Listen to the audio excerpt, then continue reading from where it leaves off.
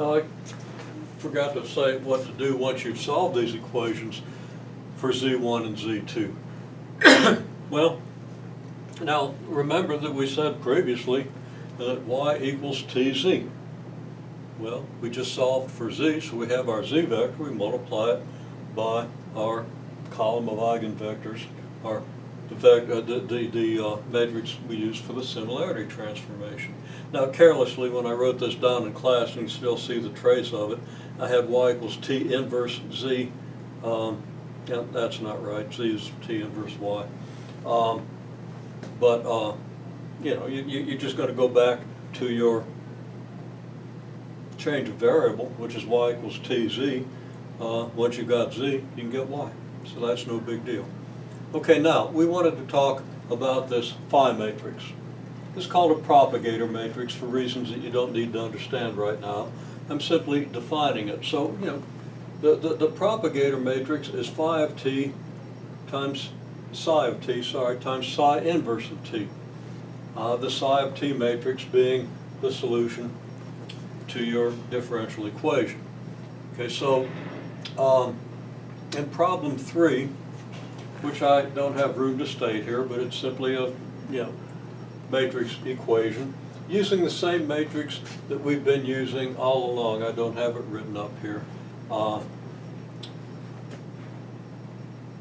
But we've got our eigenvectors and our eigenvalues, okay?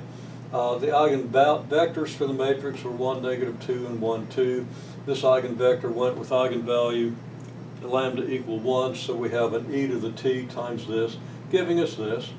And here we have our eigenvalue was 5, so we have an e to 5t times this eigenvector, giving us this solution. And now we have solutions of the differential equation in document 3. Okay, well, excuse me, our psi matrix is going to consist of then the two columns that are equal to these two eigenvectors, to these two solutions to our equation, this fundamental set. Okay, here's a fundamental set. We can check the Wronskian. We make the matrix of column vectors, and that is our psi matrix. Okay, so psi is, well, here's the first column right here, and here's the second column right here. And I think you should be able to read that. It says e to the t, e to the 5t, -2e to the t, 2e to the 5t.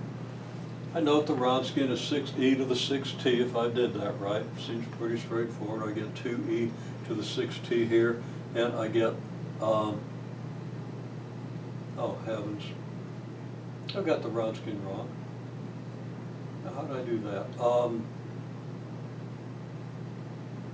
Well, it's 4e to the 6t, isn't it?